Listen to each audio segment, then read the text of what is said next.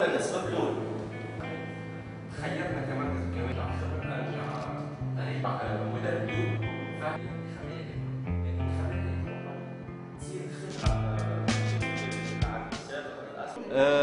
حبينا نحكيو مع منخرطينا في أنه مش نقوموا بدورات تدريبية حول مراقبة الانتخابات، تكوين مراقبين للانتخابات، ولما لا تكوين مدربين لمراقبي العملية الانتخابية اللي مشتاقة في تونس إن شاء الله 23 أكتوبر.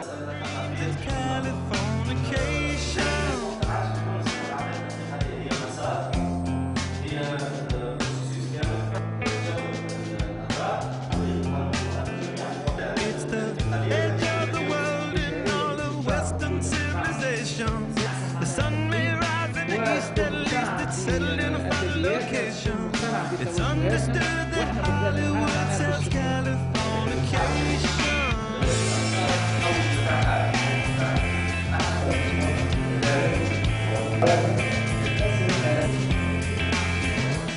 الندوة اللي تعملت توا ما حكيتش هو على مراقبة الانتخابات، حكيت كذلك على العدالة الاجتماعية، وفسروا للعباد شنو هو العدالة الاجتماعية الانتقالية، باعتبار اللي الناس الكل تخلط بين شنو هو العدالة الانتقالية وشنو هو المصالحة، alors que هما حاجتين ديفيرونت.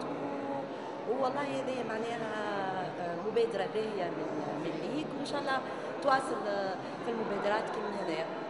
بلادنا كما تعرفوا مرت فترة تحول عن طريق ثورة 14 جانفي. نحن بصدد كذلك بناء مجتمعنا من جديد. من أهم أدوات هذا البناء وهذا المسار هو مسار العدالة الانتقالية. العدالة الانتقالية على الأقل فيها 4 أو 5 محطات هامة. نحاولوا باش نكونوا فرق تساهم في تكوين بعض المواطنين وبعض المنخرطين نتاع الرابطة باش يساهموا في إنجاح هذا المسار، مسار العدالة الانتقالية.